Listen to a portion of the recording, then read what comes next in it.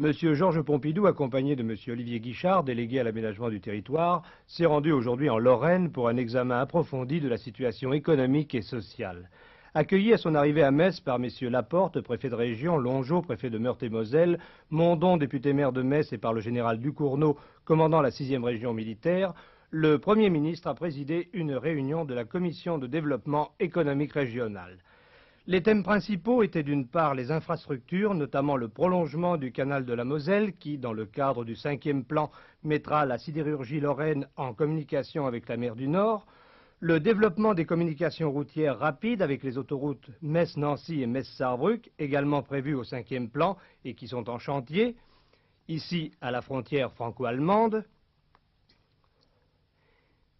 et surtout le problème de l'emploi avec la fermeture des bases américaines, ajoutée à une démographie exceptionnelle et à une diminution de certaines activités anciennes dans les mines de fer et de charbon et dans la sidérurgie.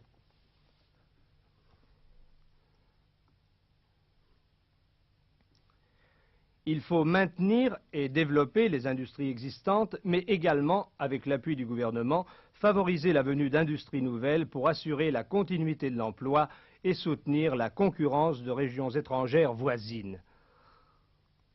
M. Pompidou, en fin de séance, devait cerner cette question primordiale. La Lorraine a, pour elle, et ses richesses naturelles, même si certaines sont aujourd'hui un peu dépassées.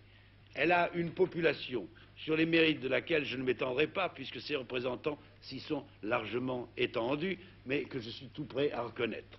Elle a une situation géographique qui, dans une certaine mesure, peut être une gêne, voire une source de concurrence difficile, mais qui est en même temps une incitation et un avantage considérable.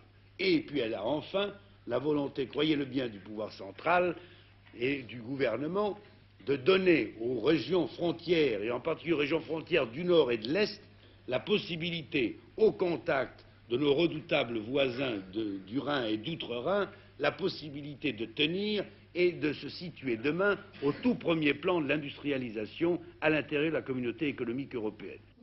Le Premier ministre a notamment insisté sur la situation de l'emploi, problème essentiel pour la Lorraine mais également pour la France et préoccupation sérieuse pour le gouvernement. Des concentrations, des conversions, des mutations ne peuvent pas se faire sans créer des transferts d'emplois. Mais je ne voudrais pas que sur le thème de l'emploi, qui est une préoccupation constante et dominante à l'heure actuelle en France, on fasse autre chose que de se rendre compte qu'il y a là un problème, et un problème pour lequel il convient d'être vigilant, et sur lequel, je tiens à le dire, le gouvernement est particulièrement vigilant, comme vient encore de le montrer la mission que j'ai demandé à M. Ortoli, commissaire général du plan, de regarder ces problèmes et de les étudier en liaison avec les organisations professionnelles et avec les organisations syndicales, mais il serait absurde de regarder ce problème de l'emploi avec désespoir. Nous sommes très loin de cet aspect des choses.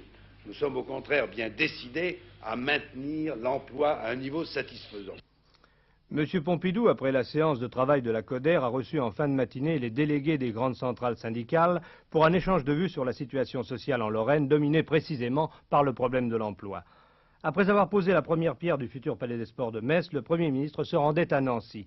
M. Pompidou était accueilli à l'hôtel de ville par M. Weber, député-maire. Il recevait ensuite une délégation des élus de l'arrondissement de Toul, conduite par M. Picot, député, à propos de la fermeture des bases américaines, rappelant les nombreuses mesures sociales prises par son gouvernement et les reconversions envisagées.